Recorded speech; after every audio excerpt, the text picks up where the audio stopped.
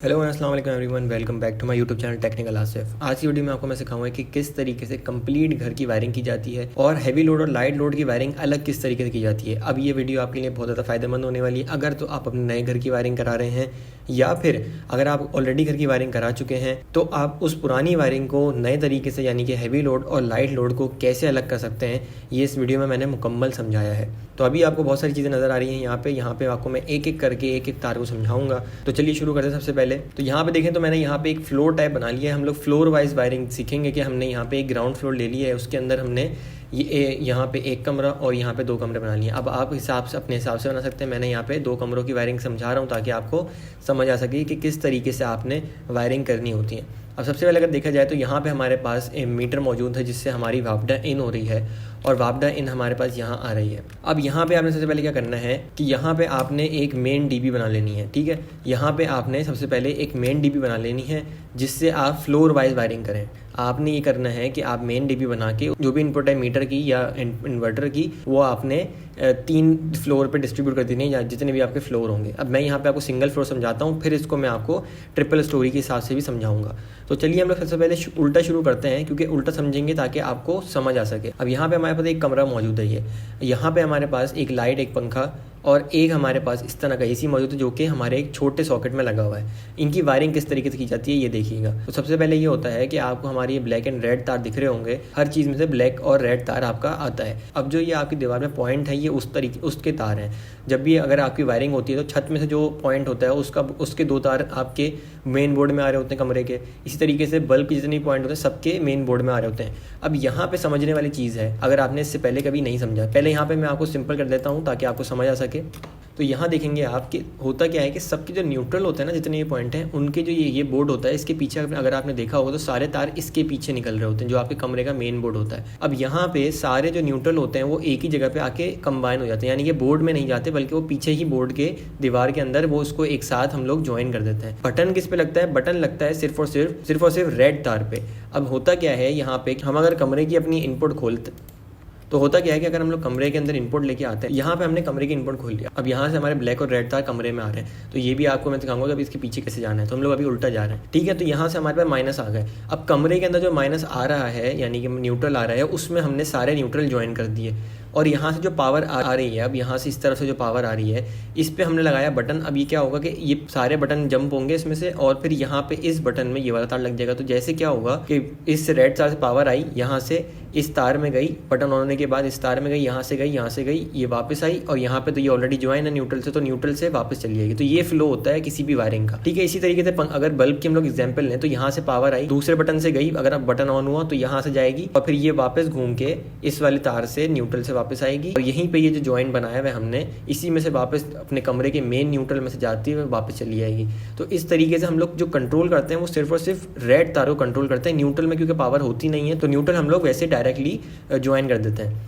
अब होता क्या है यहाँ पे हैवी लोड और लाइट लोड में, अब ये तो हमारा सारा लाइट लोड है। अगर हम चलाना चाहें तो ये तो सीधा सीधा हम लोग इसको यूपीएस पे चला सकते हैं यानी कि इन्वर्टर पे चला सकते हैं। लेकिन मसला आता है जब हम इसको कंट्रोल करना चाहें यानी कि एसी को। अब जैसे मेरा ये कमरा है जिसमें एसी लगा हुआ है, जिन घरों में डायरेक्ट वायरिंग हुई होती है उसमें होता क्या है कि इस तरीके से जो ये मेन न्यूट्रल आ रहे होते हैं ना, इसी में से छोटे जो बोर्ड होता है उसकी भी वायरिंग कर दी जाती है। अब हमें पता है कि यहाँ पे हमने एसी लगाना है या फ्रिज रखना है, जो भी रखना है, तो हम उसकी भी वायरिंग इसी कमरे से कर देते हैं। अब इससे होता क्या है कि जब ये वाली वायर हम कंट्रोल करते हैं मेन की, तो इससे हमारा जो छोटा बोर्ड है ये भी कंट्रोल होना शुरू हो जाता है। अब यहाँ पे हमारी ये सिंगल लोड वायरिंग हो गई, यानी कि इसमें हैवी लोड भी हमारा शामिल है, इसमें हमारा लाइट लोड भी शामिल है। अब दूसरे कमरे की एग्जांपल लेते हैं, फिर मैं आपको सिखाऊंगा कि ये होता क्या है।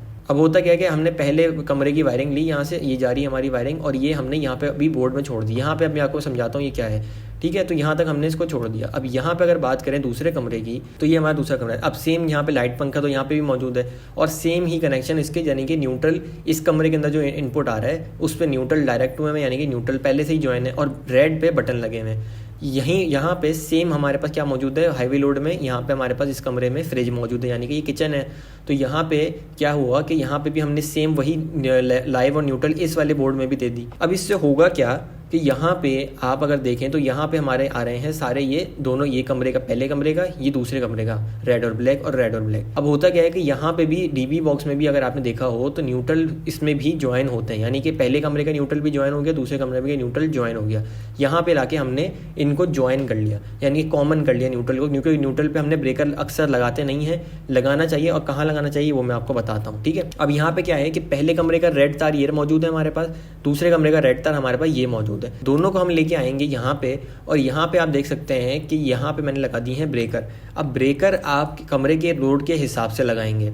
मिनिमम यहाँ पे आप 16 एम्पेयर का तो लगाएं, लेकिन अगर आपका हैवी लोड भी चल रहा है इसी वायरिंग पे तो फिर आपने क्या करना है कि यहाँ पे कम से कम भी 16 से ज़्यादा का ही लगाना है। 20 एम्पेयर का लगाएं या फिर 32 एम्पेयर का लगाएं एक कमरे का। क्योंकि मैंने सिंगल लोड वायरिंग नहीं करनी तो मैं यहाँ पे 16 एम्पेयर के दोनों ब्रेकर लगा दूँ, क्योंकि मुझे पता है कि लाइटो पंखा का लोड 16 एम्पेयर से ज़्यादा नहीं हो सकता, ठीक है। तो यहाँ पे हमने क्या करा कि यहाँ पे अब रेड तार पे, जैसे हम लोग ने बोर्ड से कंट्रोल करा था अपने रेड तार को, अब यहाँ पे हम लोग ब्रेकर से कंट्रोल करेंगे अपने कमरे के रेड तार को, यानी कि कमरे की जो मेन वायर है। यहाँ से हमारी छत के जरिए वायरिंग से हमारी जो फ्लोर की डीबी है, याद रखिएगा ये फ्लोर की डीबी बता रहा हूँ मैं आपको, इसमें आ गई। अब यहाँ पे हमने यहाँ पे कनेक्ट किया, यहाँ पे हमने इनपुट ऊपर से दिया। अब यहाँ पे क्या हुआ कि ये दोनों तो हमने एक ही कमरे में देनी है ना, तो एक ही फ्लोर से देनी है, तो यहाँ पे हमने इसको जंप कर लिया, यानी कि अब जब इस वायर में करंट आएगा तो ये दोनों रेड तार में चला जाएगा। यहाँ से क्या करना है आपने कि यहाँ पे हमारी अब दोनों चीज़ें मर्ज हो गई, यहाँ पे हमारे न्यूट्रल मर्ज हो गए, यहाँ पे हमारे रेड तार जो भी थे दोनों वो यहाँ पे कंबाइन हो गए। अब हमारे पास इधर से एक रेड तार निकल गई, इधर से एक ब्लैक तार निकल गई। यहाँ आपने लगाना है ये, यानी कि RCCB, यानी कि रेसिडुअल करंट सर्किट ब्रेकर। अब ये होता क्या है, अब ये बेसिकली आपको इलेक्ट्रिक शॉक से बचाता है, यानी कि आपके को बिजली के झटके से बचाता है। ये जब भी इंसान को किसी झटका लगता है कोई भी, तो ये वाली डिवाइस बचाती है। ये वाले ब्रेकर ट्रिप नहीं करते जब आप इसको लगाते हैं। तो यहाँ पे अब मॉडर्न घरों में ज़्यादातर ये डिवाइस इस्तेमाल हो रही है, जो कि आप हर फ्लोर के हिसाब से लगाते हैं। अगर आप इसको मेन डीबी पे लगा देंगे अपनी, यानी घर के पूरी मेन डीबी पे लगा देंगे, तो यहाँ पे आपको इसका 63 एम्पेयर का साइज़ लेना पड़ेगा। अब इसकी वजह ये होती है कि 63 एम्पेयर का ब्रेकर तो आपका ट्रिप भी देर से ही करेगा, यानी कि अगर आपके पास से 1 एम्पेयर करंट पे ये वाला ट्रिप होगा फ्लोर वाला, अगर आप इसको मेन पे लगा देंगे तो वो कम से कम भी 5 या 10 एम्पेयर जब आपकी बॉडी से गुजर जाएंगे करंट के, फिर ट्रिप होगा। तो आपने इसको फ्लोर की डीबी के हिसाब से लगाना है। तो छोटी डिवाइस लगाएंगे, छोटे से करंट पे भी ये बंद हो जाएगा, ठीक है। तो यहाँ पे क्या हुआ कि हमने इसको प्रोटेक्ट कर लिया। अब यहाँ से दोनों वायरों को, यानी कि दोनों कमरों को हमने प्रोटेक्ट कर लिया, किससे? RCCB से। इसके बारे में मज़ीद जानना चाहते हैं तो मेरी ये ब्रेकर वाली वीडियो देख सकते हैं आप। इसके अंदर मैंने कंप्लीट इसकी वर्किंग बताई है कि किस तरीके से इसकी वर्किंग होती है, और ये जो ब्रेकर है इन दोनों में फ़र्क क्या होता है, इसके ऊपर मैंने पूरी मुकम्मल वीडियो बना दी है। आपको पता है कि जैसे भी कोई मैं टॉपिक बनाता हूँ तो उसके ऊपर मैं जो रिलेटेड वीडियोज़ होती हैं पहले डाल देता हूँ, इसीलिए मैंने सर्किट ब्रेकर की वीडियो डाल दी है। आप ये वाली वीडियो देख सकते हैं। अब यहाँ पे क्या हुआ कि यहाँ से अब हम जो इनपुट होगा कमरे का, हमारा इनपुट क्या बन गया, ये न्यूट्रल और ये हमारा लाइव वायर जो है ये हमारे पूरे फ्लोर की इनपुट बन गई, ठीक है। अब यहाँ से क्या करना है, यहाँ पे आपने लेना है सर्किट ब्रेकर। अब यहाँ पे फिर मैंने यही वाला सर्किट ब्रेकर लिया है, क्योंकि ये डायग्राम में आसानी से ज़रा इसकी वायरिंग हो जाती है, क्योंकि वो रोटरी के जो पॉइंट होते हैं वो सही से दिखते नहीं है, इसलिए मैंने यहाँ पे लिया। आप रोटरी चेंज ओवर भी ले सकते हैं। तो यहाँ पे हमारे पास सीधा सीधा आउटपुट मौजूद है, यहाँ पे हमारे पास इनपुट मौजूद है। यहाँ पे एक साइड पे सारे लाइव लगते हैं, एक साइड पे हमारे न्यूट्रल लगते हैं। यहाँ पे आपने क्या करना है कि सिंपली आपके जो वापडा से जो वायरिंग आ रही होगी ना, आपने सबसे पहले वो कनेक्ट कर लेनी है। अब यहाँ पे हमारे पास ये वापडा का मीटर लगा हुआ है, इससे माइनस प्लस आ रहा है, यानी कि सिंगल फेज आ रहा है, तो हमने यहाँ पे इसको कनेक्ट कर लिया, ठीक है। अब इससे क्या होगा कि इससे अब इसका जो फ्लो है ना वो देखते हैं, ठीक है। इसका फ्लो देखते हैं। अब वापडा से लाइट आ रही है, ये भी हमारे बगैर इन्वर्टर बगैर लाइट के, ठीक है। तो यहाँ पे वापडा आ रही है। अब इस पे से आप सेलेक्ट कर सकते हैं, ये सिलेक्ट करते हैं, कैसे करते हैं ये मैं आपको बताऊंगा। अभी तो एक ही ऑप्शन है तो हमने वन ऑप्शन सेलेक्ट कर लिया। यहाँ से वापडा इसमें गई, इससे क्या हुआ, दोनों वायर हमारी लाइव और न्यूट्रल वायर क्या हो गई हमारी अर्थ लीकेज से, यानी कि करंट से महफूज हो गई। अब इससे क्या हुआ कि यहाँ पे हमारे जो कमरों के न्यूट्रल ज्वाइन थे तो न्यूट्रल तो यहाँ पे आ गए। ये लाइव वायर हमारी यहाँ से निकली, ये गई यहाँ से ऊपर, और यहाँ पे दोनों में इनपुट हो गए। अब दोनों ब्रेकर में पावर आ चुकी है इस वायर के ज़रिए। अब क्या होगा कि जिस कमरे का भी ब्रेकर ऑन होगा, यानी कि हमारे दोनों ब्रेकर ऑन है, तो यहाँ से हमारी इस वायर के ज़रिए ये लाइव वायर इसमें चली गई, करंट यहाँ चला गया, और ये वाला वायर आप देख सकते हैं ब्लैक वाला, ये ऑलरेडी यहाँ पे कनेक्टेड है, तो सर्किट पूरा हो गया। इसी तरीके से सेकंड वाला वायर निकला, यहाँ पे गया, और यहाँ पे आप देख सकते हैं न्यूट्रल जो है ये भी ऑलरेडी कनेक्टेड है, तो इसका भी सर्किट पूरा हो गया, ठीक है। तो अब इसको एक कमरे को फ्लो करके देखते हैं, ठीक है। यहाँ पे हमने इसको ऑन कर लिया, इसमें करंट आ गया। अब यहाँ से अब इसको ऑन करते हैं तो इसमें करंट आ गया। यहाँ से अब ये हमारा इसमें करंट आ गया। यहाँ से हम एक कमरे को ऑन करते हैं, ठीक है। यहाँ से हमने एक कमरे को ऑन कर दिया, ये एक कमरा हमारा ऑन हो गया। अब यहाँ से करंट इसमें जा रहा है, ठीक है। यहाँ पे आ गया हमारा बोर्ड। अब यहाँ से पंखे के अंदर से करंट जा रहा है। अब पंखे के अंदर करंट जाने के बाद वापस आएगा करंट, तो यहाँ पे हमने इसको वापस कर दिया। अब ये वायर करंट जो है वापस आना शुरू हो गया, ठीक है। यहाँ से वापस आया, इस कनेक्टर में आया, इस कनेक्टर में आने के बाद कहाँ जाएगा, कनेक्टर से वापस जाएगा, तो कनेक्टर से अब ये वापस जा रहा है। यहाँ से ये वापस आ गया यहाँ पे इस जॉइंटर में। अब ये क्या है कि कमरों का जॉइंटर है। यहाँ पे ये एक कमरे की डिवाइसेस का कनेक्टर था, यहाँ पे ये पूरे कमरों का कनेक्टर है। यहाँ से अब यहाँ पे इसको ऑन करेंगे हम, तो ये देखें यहाँ से अभी करंट वापस जाना शुरू हो गया। फिर ये RCCB से जाएगा, अब ये एक चेंज ओवर में आ गया। अब चेंज ओवर से हमारा जो वापडा है वो भी शुरू हो गया। तो ये इसका किसी भी कोई भी चीज़ चलती है आपके घर में तो उसका फ्लो ये होता है, इधर से वायर आती है, इधर से ब्रेकर से होती हुई कमरे में आती है, बोर्ड में आती है, बोर्ड से वापस जाती है, न्यूट्रल कॉमन होता है, यहाँ से वापस आती है, फिर न्यूट्रल से कनेक्टेड होती हुई आपके इसमें चली जाती है। अभी इसको ज़रा स्टॉप करते हैं हम। अब इसका नुकसान क्या है? अब इसका नुकसान ये है कि हमारी अगर एक ही डीबी होगी, यानी कि हैवी लोड की या लाइट लोड की एक ही डीबी होगी, तो उसमें हम लोग इसको कंट्रोल नहीं कर सकते। अब हम चाहें तो यहाँ पे सेकंड इनपुट का इन्वर्टर भी कनेक्ट कर सकते हैं, लेकिन होगा क्या उससे कि वायर तो हमारी कमरे में एक ही जा रही है, तो ये फ्रिज भी चलना शुरू हो जाएगा। अब हम नहीं चाहते कि इस पर हमारा UPS पे या इन्वर्टर पे हमारे फ्रिज चले, या चले भी तो अलग से चले। तो इससे करना क्या है? अब आपने करना ये है कि आपके जो पॉइंट यहाँ पे आ रहा है, इसमें आपने ये छोटे बोर्ड जो भी आपके लगे हुए हैं, इसमें से आपने इसको डिस्कनेक्ट कर लेना। अब यहाँ पे मैं एक कमरे को अगर आपको एग्जांपल देके समझाऊँ, तो यहाँ पे मैंने क्या करा कि इस कमरे की जो ये वायर्स है ना, इसके जो बोर्ड है, यहाँ से इसको मैं डिस्कनेक्ट कर दूँगा। यहाँ से मैंने इसको डिस्कनेक्ट कर दिया बोर्ड को। अब मैं करूँगा क्या, मैं इस बोर्ड को अलग से लेके जाऊँगा, यानी कि इसके लिए मेन पावर अलग से लाऊंगा। ये कमरे की मेन पावर अलग आ गई, ये लाइट लोड की हो गई। यहाँ से मैं अलग से वायर ले जाऊँगा, इसको मैं आपको ऑन करके दिखाता हूँ। अब यहाँ से मैं इसको अलग लेके जा रहा हूँ, ये अलग जा रही है, ये लाइट लोड की जा रही है, ठीक है, ये आपने गौर से देखना है। अब ये मेरी अलग से जा रही है, ये हैवी लोड की। अब ये यहाँ पे लाके अभी आपने छोड़ देना, यहाँ पे अभी आप इसको छोड़ देना, ठीक है। तो अब होगा क्या कि बजाय एक वायर आ रही थी, जो भी हमारा एक पेयर आ रहा था लाइव करंट लेके कमरे के अंदर, अब यहाँ पे दो लाएंगे ताकि हम दोनों को अलग अलग कंट्रोल कर सकें। अब ये होगा क्या कि इससे कि आपकी लाइट लोड और हैवी लोड की वायरिंग अलग हो जाएगी। अब करना कि अगर आपकी सिंगल वायरिंग है तो यहाँ तक तो आपका उस बोर्ड का कनेक्शन आ रहा होगा, यानी कि इस बोर्ड का कनेक्शन यहाँ तक तो आ रहा था। तो आपने क्या करना है कि अब यहाँ से सिर्फ अपने इलेक्ट्रिशियन को बुलवा के आपने इस बोर्ड के कनेक्शन को अलग करवाना है, इसका न्यूट्रल और लाइव आपने अलग से DB पे ले जाना है। उसी कमरे की जो वायरिंग आ रही थी ना, यहाँ से जो वायरिंग आ रही थी, इसके साथ साथ आपने ले जाना है उसी वायर से, और ताकि आपका जो हैवी लोड है ना वो अलग हो जाए। अब इससे होगा क्या कि आपने जितने भी हैवी लोड जिस कमरे में मौजूद है, मेरे पास दो चीज़ें ली हैं मैंने, दोनों में मौजूद है मेरे पास। ज़रूरी नहीं है कि आपके हर कमरे में मौजूद होगा, आपकी जहाँ जहाँ मौजूद है। अब ज़्यादातर लोगों के घरों में अगर नॉर्मल घर की बात करूँ तो दो चीज़ें मौजूद होती हैं, एक फ्रिज होता है, एक AC होता है, ठीक है। तो हमने दोनों के पॉइंट जो हैं वो अलग अलग ले आए। अब मेरे तो दोनों चीज़ें अलग कमरे में मौजूद हैं। अगर आपकी दोनों चीज़ें एक ही कमरे में मौजूद हैं, जैसे कि फ्रिज और डिस्पेंसर होता है, तो वो एक ही किचन में मौजूद होती हैं, तो उन दोनों के कनेक्शन आपने पैरेलल करके उन दोनों का भी एक पॉइंट बाहर ले आना, यानी कि हर कमरे में एक हैवी एक लाइट लोड का पॉइंट आपने दे देना है। यहाँ पर मैं अगर इसको ऑन कर लूँ, क्या हो रहा है कि यहाँ पे लाइट लोड ये देख सकते हैं आप, ये अलग से आ रहा था। अब मैंने दोनों हैवी लोड के वायर अलग कर लिए। अब यहाँ पे शुरू होगा हमारा असल काम जो आपने करना है। यहाँ तक तो आपकी वायरिंग ऑलरेडी मौजूद होगी। अब आपने क्या करना है, अब आपने वहाँ से सेम यही काम करना है अब हैवी लोड के लिए, ठीक है।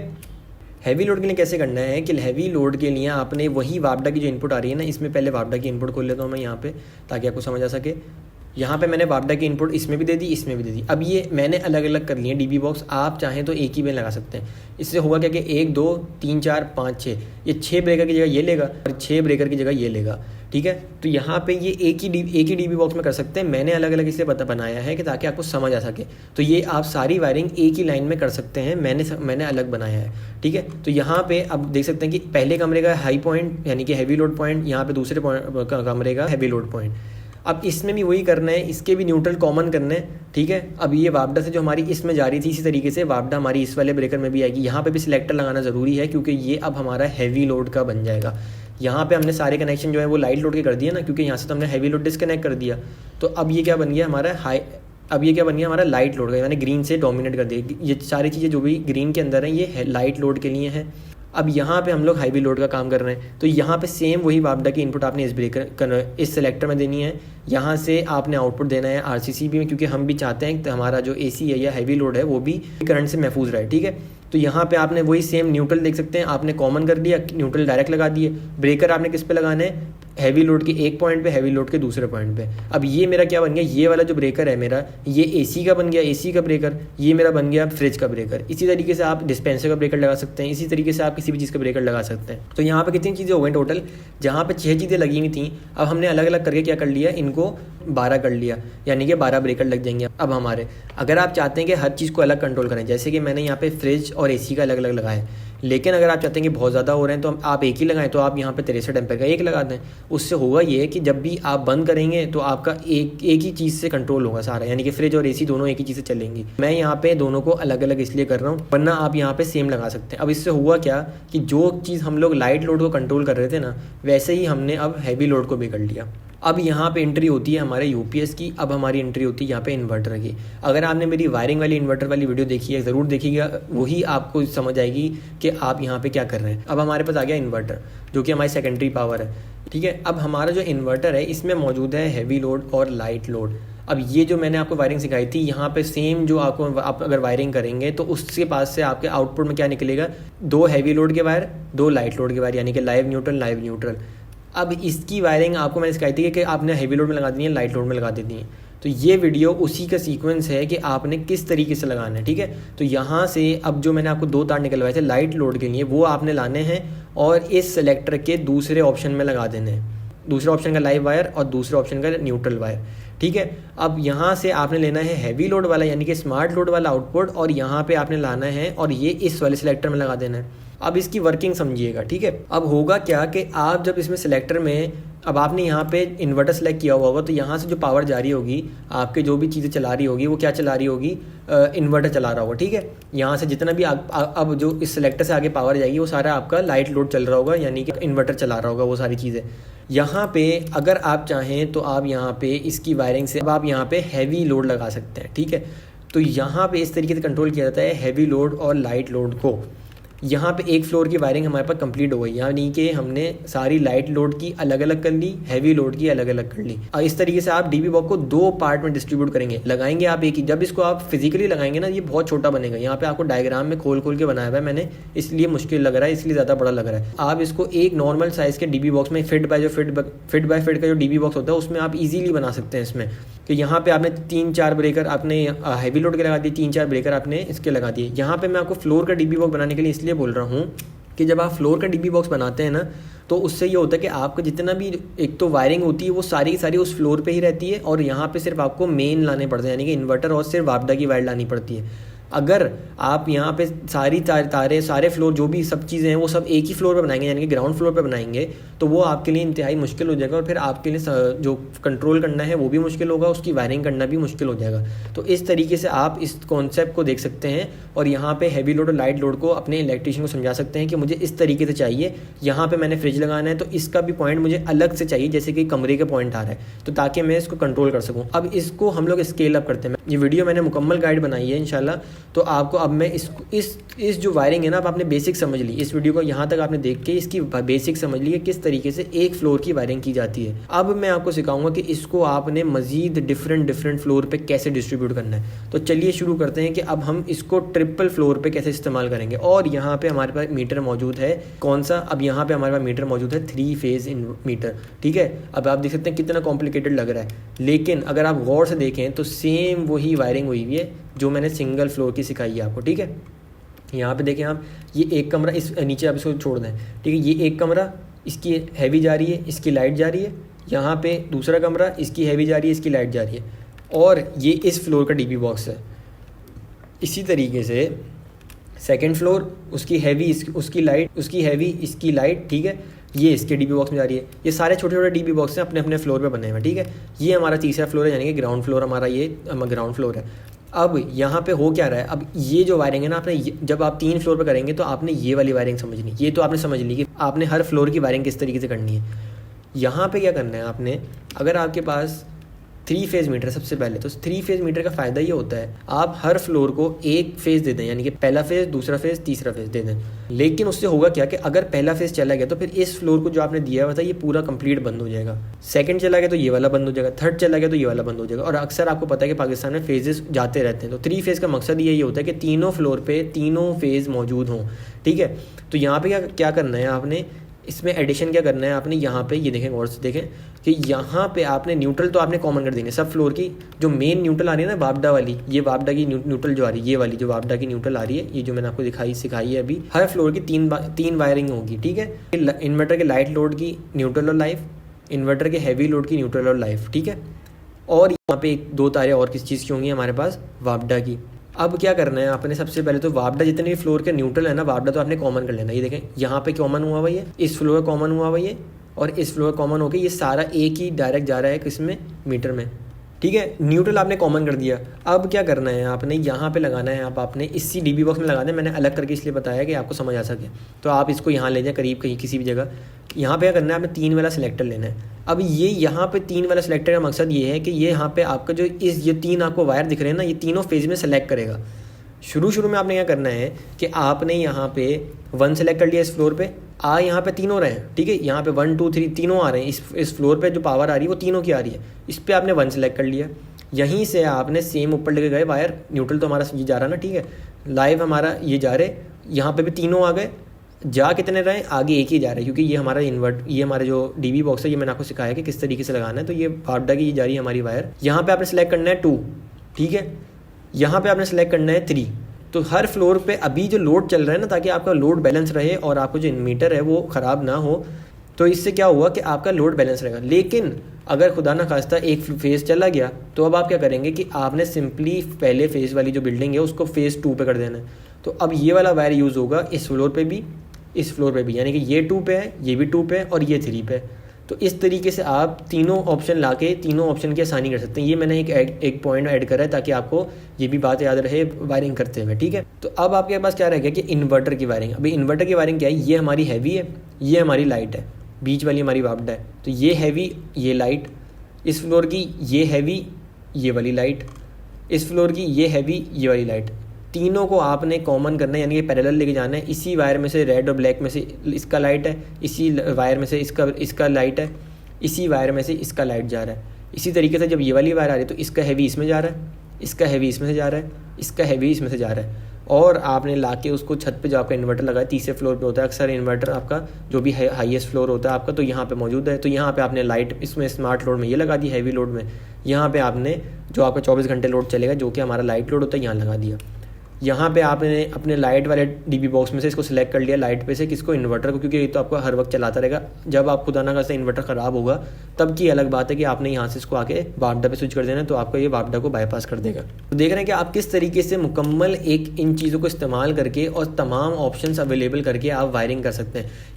यही फ़र्क होता है कि जब आप थोड़ी सी प्लानिंग करके, थोड़ा सी नॉलेज लेके आप अपने घर को डिज़ाइन करते हैं, तो किस तरीके से आप जो फ़ायदे हैं मॉडर्न टेक्नोलॉजी के वो उठा सकते हैं। अगर आपने ऑलरेडी घर की वायरिंग करा चुके हैं, तो मैंने आपको जो हल बताया कि आपने सिर्फ और सिर्फ उन पॉइंट्स के जो वायर हैं उनको आपने डायरेक्ट करा लेना है। कहाँ पे, डीबी बॉक्स में। आपने इस बोर्ड से डिस्कनेक्ट करके उनको डायरेक्ट डीबी बॉक्स में ले आना है। अब यहाँ पे मैंने हर फ्लोर की रेड ब्लैक, अब यहाँ पे मैंने हर फ्लोर की ग्रीन और रेड अलग करी हुई है। ये आप जब इसको डिज़ाइन करेंगे ना, या जब आप इसको फिजिकली लगाएंगे, तो ये एक फिट बाय फिट के डीबी बॉक्स के अंदर ईजिली फिट हो जाएगी, ठीक है। तो इस तरीके से आप पॉइंट्स को ख्याल रख सकते हैं। अब आप यहाँ पे देख सकते हैं कि यहाँ पे कितनी फंक्शनलिटी हमें मिल रही है। 3 फेज़ की हमें यहाँ पे इस्तेमाल मिल रहा है। अब कुछ लोगों के अक्सर 2-3 मीटर लगे होते हैं, 2-2 3-3 मीटर लगे होते हैं। क्यों? क्योंकि आपको पता है पाकिस्तान में जब भी 100 यूनिट से ऊपर अलग रेट होता है, 200 यूनिट से अलग रेट होता है, 300 यूनिट से अलग रेट होता है, और उसकी वजह से बिल बहुत ज़्यादा बढ़ भी जाता है जब आप अगर एक ही मीटर पे सारे यूनिट चला दें। तो यहाँ पे जो आपने सेलेक्टर फेज सेलेक्ट करने के लिए लगाया हुआ है, यहाँ पे आप इसमें सिर्फ और सिर्फ मीटर की इनपुट देते हैं, यानी कि यहाँ पे फिर आप लगाएंगे चेंज ओवर, क्योंकि उसमें तो न्यूट्रल कॉमन नहीं होगा, फिर उसमें आपको न्यूट्रल और लाइव दोनों चीज़ें चेंज करनी पड़ेंगी, ठीक है। इसका ख्याल रखना है आपने। तो यहाँ पे आपने क्या करा, जैसे 3 फेज आ रहे हैं, तो यहाँ पे जब आप 3 मीटर अलग होंगे, तो यहाँ पे 3 फेज और 3 न्यूट्रल आ रहे होंगे। तीनों फ्लोर के लिए आपने यहाँ पे 3 वाला चेंज ओवर ले लेना है। जब भी मीटर अलग होगा उसका न्यूट्रल अलग होगा, आपने ये हमेशा ख्याल रखना है। आपने ऐसा नहीं करना कि जब आपका न्यूट्रल सेम हो, न्यूट्रल आपने सेम कर दिया या न्यूट्रल आपने 1 मीटर का ले लिया और आपने फेज़ अलग अलग मीटर का इस्तेमाल कर रहे हैं। 3 फेज़ है तो ठीक है, लेकिन सिंगल फेज़ है तो फिर आपको अलग न्यूट्रल करना चाहिए। और काफ़ी सारे लोग ये करते हैं कि जब यूपीएस की वायरिंग कराते हैं तो सिर्फ और सिर्फ यहाँ पे जो ये वाले पॉइंट्स होते हैं इस तरीके से यहाँ पे सिर्फ एक अलग से रेड वायर ले आते हैं और न्यूट्रल जो है वो वापडा वाला यानी कि इस घर वाला वायरिंग के इस्तेमाल कर रहे होते हैं। तो ये तरीका सही नहीं है कि आप अलग से इस बोर्ड पे लेके आ जाएं वायर को, आपने यहाँ पे चेंज ओवर लगाना होता है ताकि मेन जो वायरिंग जा रही है आपके घर की जो लोड चला रही है, जैसे ये मेरे पास इस फ्लोर की सिंगल वायर आ गई यहाँ पे प्लस माइनस, अब यहाँ पे मैं चाहूँ तो इस सेलेक्टर के जरिए वापडा सेलेक्ट कर लूँ, इस सेलेक्टर के जरिए यूपीएस सेलेक्ट कर लूँ, तो ये सही तरीका है। अब दोनों चीज़ें मिल रही हैं मेरे यूपीएस को भी, जब मैं यहाँ से इसको यूपीएस पे करूँगा तो उसको लाइव भी मिल रहा है, उसको न्यूट्रल भी मिल रहा है। मैं वापडा पे चलाऊंगा तो उसको यहाँ पे लाइव भी मिल रहा है, न्यूट्रल भी मिल रहा है, दोनों चीज़ें मिल रही हैं। काफ़ी सारे लोग ये करते हैं कि ये वाला न्यूट्रल इस्तेमाल कर लिया और इसके लिए अलग से एक वायर लेके चलेगा, यहाँ पे हमारे पास ये बोर्ड में इस तरीके से यहाँ पे एक अलग से वायर कनेक्ट कर दिया। ये एक तरीका बिल्कुल भी ठीक नहीं है। इसी वजह से काफ़ी लोगों की अर्थिंग भी आती है, बहुत सारे लोगों के मसले आते हैं लोगों को, तो आपने इसका ख्याल रखना है, ठीक है। तो इस वीडियो को थोड़ा सा कॉम्प्लिकेटेड है, मैंने कोशिश यही करी है कि आपको मैं आसान तरीके से समझाऊं। अगर आप इस वीडियो को दोबारा देखेंगे और रिवीजन करेंगे तो आपको कंप्लीटली समझ आ जाएगा कि मैंने क्या समझाया है। अगर आप इस वीडियो को दोबारा से पीछे करके देखेंगे तो आप जब शुरू से दोबारा से देखेंगे तो आपको समझ जाएगा कि मैंने क्या क्या मैं बोल रहा हूँ, तो आपको दोबारा से एक रिवीजन हो जाएगा और समझ आ जाएगी जो भी आपके कॉन्सेप्ट क्लियर नहीं हुए। कोई भी वीडियो हो मेरी, उसको अगर आपका कॉन्सेप्ट क्लियर ना हुआ करे तो एक दफ़ा दोबारा से उसको पीछे जाकर देख लिया करें, ताकि आपको जो आगे वाली इन्फॉर्मेशन मिली है ना, अभी आपको नहीं पता था कि मैं 3 फेज़ का मीटर इस्तेमाल करूँगा और 3 फ्लोर की वायरिंग करूँगा, तो जब आप पहले फ्लोर की वायरिंग ये वाली वायरिंग दोबारा देखेंगे ना, इसका रिवीजन करेंगे, इस इंतहाई तरीके से आपको समझ आ जाएगा कि मैंने यहाँ पे जो सिंगल फेज समझाया था वो कैसे समझाया था। आपको अगर सिंगल फ्लोर की वायरिंग समझ आ गई ना, आपको 3 फेज की 3 फ्लोर की वायरिंग भी समझ आ जाएगी। अगर आप हैवी लोड लाइट लोड की इन्वर्टर की जो डीबी बनती है, इन्वर्टर की अलग डीबी बनती है, ये मैंने इन्वर्टर से डायरेक्ट बनाना सिखाया है आपको। तो अगर आप जानना चाहते हैं कि इन्वर्टर की लाइट और हैवी लोड की डीबी कैसे बनाई जाती है तो आप इस वीडियो पर क्लिक कर सकते हैं यहाँ पे। और अगर आप जानना चाहते हैं कि किस तरीके से एक सिंगल फेज मीटर लगाया जाता है तो आप इस वीडियो पर क्लिक करके देख सकते हैं। मिलते हैं किसी और वीडियो में किसी नए टॉपिक के साथ, तब तक के लिए अल्लाह हाफिज़।